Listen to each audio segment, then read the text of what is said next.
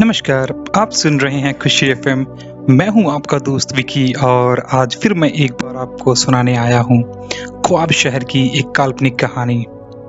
आज की कहानी का नाम है लिफ्टमैन और वो लड़की। तो चलिए शुरू करते हैं। 15 मंजिल की बिल्डिंग में कम से कम 60 अपार्टमेंट थे। 60 परिवार, कम से कम यानी 250 जिंदगियां। लेकिन इन सब की जिंदगी में एक धागा था जो इन सबको जोड़ता था। उनकी बिल्डिंग का 30 साल का लिफ्टमैन, जिसका नाम था श्याम। जैसे कि नए हिंदुस्तान में अक्सर वर्कर्स को करना पड़ता है, श्याम भी दिन में 12-12, 14-14 घंटे काम करता था। लेकिन श्याम को कोई शिकायत नहीं थी। वो बेहद ही खुश था। लकड़ी के एक ऊंचे स्टूल पर छोटा सा कुशन लगाकर बैठा क्रॉसवर्ड सॉल्व करता था लिफ्ट में वो। जी हाँ, हिंदी का क्रॉसवर्ड उसका शौक था। पढ़ा लिखा था वो। उधार लेकर कॉरेस्पॉन्डेंस कोर्स का फी भी बढ़ा था श्याम ने। आप तो जानते हैं, आजकल तो चपरासी की नौकरी के लिए भी अक्सर ग्रेजुएट होना पड़ता है। कुछ कुछ करता रहता था श्याम पूरे दिन। लेकिन श्याम के मन में कई साल वो लम्हा बसा रहा जो वो पहली बार एक कंपनी में इंटरव्यू देने गया था। सिलेक्शन तो नहीं हुआ, लेकिन उस दिन वह पहली बार एक लिफ्ट में चढ़ा था। सिक्योरिटी गार्ड ने बताया, वहां जहां सब जा रहे हैं उस लिफ्ट में चढ़ जाओ। और लिफ्टमैन ने बटन दबा दिया। लोहे का चमचमाता हुआ दरवाजा मक्खन की तरह खुला। श्याम ने सोचा ये दरवाजा कहीं जाने का रास्ता होगा, लेकिन सब लोग पलटकर फिर उसी लोहे के चमचमाते हुए कमरे में दरवाजे की ओर मुंह खड़े हो गए। और अचानक लिफ्ट हिलने लगा। जब रुका तो वो चौथी मंजिल पर पहुंच गए थे। वाह भगवान, क्या माया है तुम्हारी। वो दिन था जब श्याम ने सोचा था कि भैया, इस लोहे के कमरे में बटन दबाने की नौकरी सबसे बढ़िया नौकरी है। सर सर अप डाउन करते रहो और अपना दिनचर्या पूरा करो। और एक दिन श्याम का सपना पूरा भी हुआ। ख्वाब शहर में एक मल्टी स्टोरी बिल्डिंग में उसे लिफ्टमैन की नौकरी लगी। उस दिन उसने 51 रुपए की प्रसाद चढ़ाई थी भगवान को। बिल्डिंग के सारे लोगों के लिए श्याम जैसे घर का मेंबर ही बन गया था। श्याम, होली पे घर जा रहे हो क्या? श्याम, तुमने क्रॉसवर्ड पूरा किया कि नहीं? बस एक रेगुलर पैसेंजर था उसकी लिफ्ट का, जो उससे 7th फ्लोर कह के नंबर दबाने को कहता और उसके बाद कुछ नहीं कहता। यह पैसेंजर थी एक खूबसूरत और रहस्यमय मिस्टीरियस लड़की, जो अक्सर 7वीं मंजिल पर एक आदमी से मिलने आती थी। आपको लगता होगा कि श्याम की नौकरी में काम तो कुछ था ही नहीं, लिफ्ट में अपने स्टूल पर बैठना और बटन दबाते रहना। दोस्तों, 12-12 घंटे छोटी सी लिफ्ट में बैठना आसान काम नहीं होता। अकेलेपन बड़े बड़े का इम्तिहान लेता है। नींद आती है, ख्याल आते हैं, फालतू के ख्याल। कोई पुरानी याद, जैसे गांव छोड़कर नहीं आए होता तो आज जीवन कैसा होता। वो अतरौली वाले मास्टर साहब की बेटी से शादी न करके बहुत बड़ी गलती की। मोटरसाइकिल देने तक को तैयार थे वो दहेज में। एक लिफ्टमैन की जिंदगी एक तरह से काल कोठरी में उम्र कैद काट रहे कैदी की तरह होती है। दिन भर आपके सबसे करीबी साथी सिर्फ आपके ख्याल होते हैं और उस ऊंचे से स्टूल पर बैठकर जिंदगी का बस एक ही नजारा होता है, अंक, जिसे हम दबाकर एक फ्लोर से दूसरे फ्लोर जाते हैं।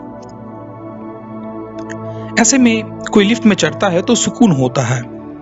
चलो कुछ देर के लिए ही सही, तन्हाई खत्म तो हुई।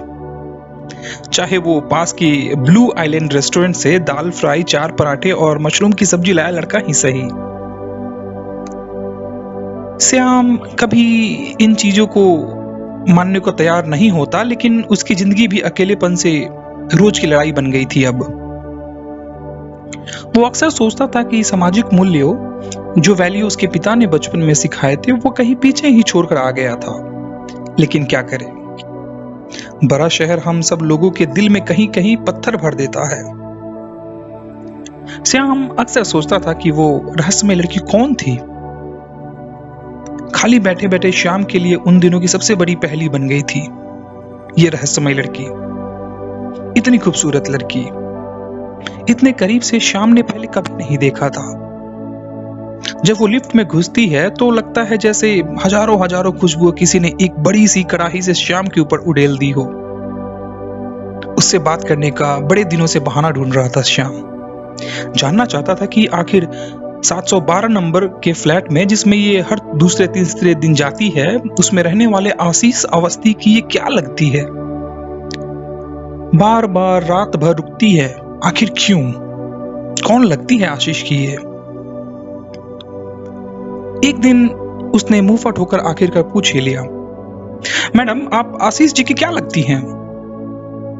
लड़की ने पलट कर कहा, बकवास बंद करो और अपने काम से काम रखो, इडियट।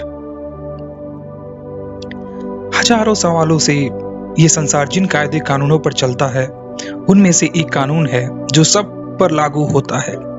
लखपति हो या किसान, दुनिया में कोई भी मर्द किसी औरत के हाथों नीचा दिखाया जाना बर्दाश्त नहीं कर सकता। हम मर्द औरतों को अपने से नीचे प्रजाति जो समझते हैं। उस रहस्य में औरत के हाथों ऐसे दुत्कारे जाने पर श्याम तिलमिला गया था। एक हीरोइन नुमा लड़की जिसके बारे में वो अक्सर सोचता था, वो हीरोइन नुमा लड़की उससे इतनी बुरी तरीके से बात करेगी, वो कभी सोचा ना था ऐसा। इसी बीच 7वीं मंजिल आ गई। लड़की बिना कुछ कहे लिफ्ट से बाहर निकल जाती है। गुस्से से श्याम भन्ना आ रहा था। वो जानबूझकर कुछ देर तक रुका रहा। लिफ्ट के खुले दरवाजे से जरा सा सर निकालकर देखता रहा कि आखिर माजरा है क्या। लड़की ने घंटी बजाई। कुछ देर में दरवाजा खुला। आशीष अवस्थी की आवाज सुनाई दी। देर कर दी आज, लड़की ने कहा। आई एम सॉरी, ट्रैफिक बहुत थी आज। और दरवाजा बंद हो जाता है। तिलमिलाए हुए श्याम ने लिफ्ट रोकी और बाहर निकला। इधर उधर देखा, दरवाजे पर कान लगाए खड़ा रहा, मगर दरवाजे के पीछे से ना तो लड़की ना ही आशीष की आवाज आई। थोड़ी देर बाद वो वापस चला गया। उस लड़की के शब्द बार बार उसे याद आ रहे थे, बकवास बंद करो और अपने काम से काम रखो, इडियट। वो अपने आप से पूछ रहा था, इतना बड़ा पहाड़ क्यों टूट पड़ा भाई कि उसने इतनी बदतमीजी से बात किया मेरे साथ। एक मासूम से सवाल पर कोई इतना गुस्सा तो नहीं ही कर सकता है। ऐसा क्या छुपा रही थी कि ऐसे काटने को दौड़ी थी श्याम को। उस दिन श्याम ने क्रॉसवर्ड नहीं किया। लिफ्ट में लोग उससे बात करते रहे, उनसे रोज की तरह हंस के जवाब भी नहीं दिया। बस ऊंचे स्टूल पर बैठे बैठे अपने खामोश तन्हा दुनिया के सामने का नजारा देखता रहा। इस औरत की ये मजाल कि इसने मुझे इडियट कहा, वो सोचता रहा। अमीर है, खूबसूरत है, क्या समझती है, दुनिया पर राज करती है, गुलाम हूं मैं उसका। लंच टाइम पर वो 2 चौकीदारों और बिल्डिंग के कुछ नौकरों के साथ बैठा हुआ था तो अचानक बोला, वो लड़की जानते हो ना जो 7वीं मंजिल पे किराएदार आशीष अवस्थी के घर आती है, बहुत गिरी हुई है, गलत काम करती है।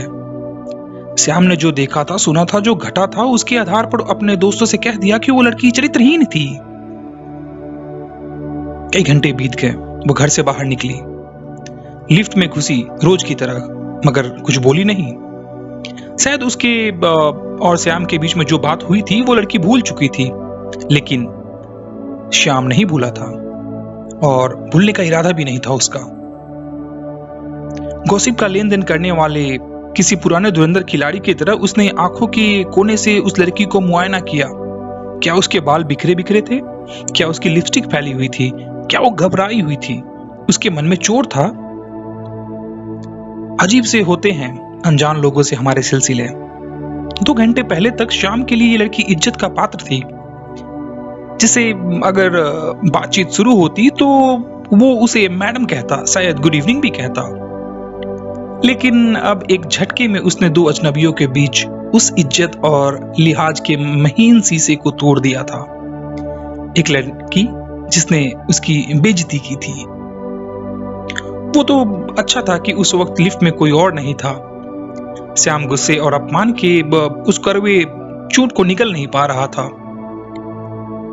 5वीं मंजिल वाली मिसेस अरोड़ा अपनी इवनिंग वॉक से वापस आई। रोज की तरह पूछा, श्याम कैसे हो बेटा? श्याम ने कहा, मैं तो ठीक हूं, पर मैडम बिल्डिंग का हाल कुछ ठीक नहीं है। मैडम कहती हैं, क्या हुआ भाई? आज फिर पानी कट हो रहा है क्या? श्याम ने कहा, नहीं मैडम, पानी तो छोटी चीज है, यहाँ तो कल्चर ही खराब हो रही है। एक लड़की देखी है मैडम, अपने 7वीं मंजिल पर। लिफ्ट चली गई। उसकी कहानी पंखों की आवाज में गुम हो गई। मिसेस अरोड़ा ने घर जाते ही 12वीं मंजिल पर अपनी दोस्त मिसेस खान को बताया। मिसेस खान ने अपनी बेटी रुखसार को बताया। रुखसार ने शाम को बिल्डिंग के बगल में कॉफी शॉप में बैठकर 3री मंजिल वाले सिंह साहब की बेटी सिमरन को बताया। सिमरन ने घर जाकर अपने बिस्तर पर पर्स फेंका और किचन में जाकर अपनी माँ को बताया, और साथ में खड़ी उनकी कुक बिमला ने भी सुना इस बात को। उसने जाकर 10वीं मंजिल पर मिसेस अग्निहोत्री को बता दिया। पूरी बिल्डिंग में गॉसिप की आग फैल गई। वो लड़की एक दिन बाद फिर बिल्डिंग में आई। बड़ा की खूबसूरत लग रही थी। लिफ्ट में घुसते ही उसकी खुशबू के सैलाब ने श्याम को दफन कर दिया, लेकिन वो कोशिश कर रहा था कि इस लड़की की खूबसूरती का खंजर पूरी तरह उसके सीने में ना घुस जाए। जानबूझकर अनजान बनकर बोला, कौन सा फ्लोर? लड़की ने शायद उसे पहचाना भी नहीं और बोले, 7th प्लीज। दरवाजा बंद होने को था, तभी श्याम ने फिर खोल दिया। 2 लड़के दाखिल हुए। शायद कॉलेज स्टूडेंट थे और शायद उस लड़की के चर्चे उन तक पहुंच चुके थे। उनमें से एक ने श्याम को आंखों से इशारा किया और जैसे कह रहा हो कि यही है क्या वो लड़की। श्याम ने आंखों में हामी भरी। उन्होंने लड़की को ऊपर से नीचे तक देखा। फिर उनमें से एक ने अपने हाथ बढ़ाया और बोला, excuse me ma'am. Hello Mrs lucky. लड़की ने कुछ नहीं कहा, बस शिष्टाचार से मुस्कुरा दी। 7वीं मंजिल आ गई, वो चली गई। दूसरे लड़के ने हंसकर कहा, ओए लकी, तूने तो सेट कर दी यार, कैसी मुस्कुरा रही थी, बड़ी फास्ट है यार। श्याम आज एक चौकन्ने जासूस की तरह जानने पर उतारू था कि वो लड़की अब आशीष अवस्थी के घर से निकलेगी, कब निकलेगी, किस हाल में निकलेगी। उसे किसी को रिपोर्ट जो देनी थी, पर 12 बजे वो घर चला गया। रात न जाने कब वो लड़की भी चली गई। सुबह आशीष के घर पर घंटी बजी। आधी नींद में उसने दरवाजा खोला। गार्ड खड़ा था। बोला, आपको सोसाइटी ऑफिस में बुलाया गया है, आप चलिए। जैसे आशीष सोसाइटी ऑफिस के पास पहुंचता है, वहां 5 बुजुर्ग बैठे थे। एक ने कहा, बैठिए, मैं अमृत जोशी हूं, सोसाइटी प्रेसिडेंट।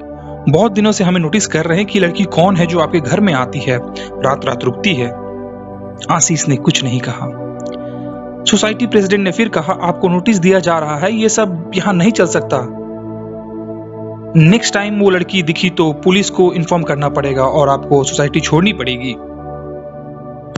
आशीष घर वापस आ गया। लिफ्ट में चढ़ा। श्याम ने कहा, क्या हाल है साहब, आजकल तो देखते ही नहीं। फिर वो अपनी बटन्स के पैनल की ओर देखकर जीत के एहसास के साथ मुस्कुराया और बोला, दूसरा मकान ढूंढने के लिए ब्रोकर का नंबर चाहिए तो बता दीजिएगा, मेरे कुछ कॉन्टैक्ट्स हैं। उस घटना को कई दिन बीत गए। अब शाम का साधारण, सादी और बोरिंग जिंदगी में कुछ वक्त के लिए जो उबाल आ गया था वो शांत हो गया था। कभी कभी श्याम और उसके दोस्त के बीच उस मिस्टीरियस लड़की के बारे में बात भी होती। उसके अक्सर दोस्त कहते, अरे मिल गया होगा कोई और मालदार। फिर दोस्तों ने गौर किया, अरे उसका यार आशीष अवस्थी को कब से नहीं देखा। एक दिन शाम को एक टैक्सी बिल्डिंग के आगे रुकी और वो लड़की सादे कपड़े से में उतरी। हिम्मत तो देखो, फिर आ गई। वो लिफ्ट में चढ़ी। श्याम ने कहा, आपका इस बिल्डिंग में आना मना है मैडम। उसने कोई जवाब नहीं दिया, बस खुद ही 7 नंबर का बटन दबा दिया। आशीष के घर की चाबी उसके पास थी। वो अंदर गई। कुछ देर वापस आई तो लिफ्ट में कोई नहीं था। नीचे पहुंचते ही श्याम ने सबको इकट्ठा कर लिया था। सोसाइटी प्रेसिडेंट अमृत जोशी बोले, आज तो फैसला होकर रहेगा, बुलाइए आशीष को, हम पुलिस को बुलाते हैं, धंधा नहीं होगा इस बिल्डिंग में। श्याम ने आशीष को फोन लगाया। उस लड़की के बैग में एक फोन की घंटी बजने लगी। ये आशीष का फोन था। बोली, हाँ, ये लिफ्ट में सही बता रहा है आप सबको। मैं धंधा करती हूँ, डॉक्टरी है मेरा धंधा, मेरा पेशा। आशीष मेरा बचपन का दोस्त था और कल रात हॉस्पिटल में उसकी मौत हो गई। HIV पॉजिटिव था वो। जीवन को स्वीकारा और मौत को भी खामोशी से गले लगाया। उसे एक डॉक्टर के नाते और एक दोस्त के नाते तैयार कर रही थी मैं पिछले कुछ महीनों से उसकी नियति के लिए। आप लोगों को नहीं बता सकता था क्योंकि एड्स साथ बैठने से, बोलने से, साथ खाने से नहीं फैलता है, लेकिन एड्स आप लोगों के दिमाग में कब का फैल चुका है। उसे आप 1 घंटे में इस बिल्डिंग से निकाल देते। अब आप खुश रह सकते हैं। मैं उसकी कुछ चीजें लेने आई थी जो उसके माता पिता को भिजवाना है। घर 1 हफ्ते में खाली हो जाएगा। श्याम लिफ्ट के पास खड़ा सुनता रहा। सब चले गए, बस वो लड़की रह गई। श्याम ने कहा, मुझे माफ कर देना दीदी। अगले दिन श्याम ने नौकरी छोड़ दी। सुना है अब किसी और बिल्डिंग के सोसाइटी ऑफिस में काम करता है। बड़ी मुश्किल से ऐसी बिल्डिंग ढूंढी है जहां इस बार कोई लिफ्ट नहीं है। बस इतनी सी थी ये कहानी। सुनते रहिए, बातें और भी हैं।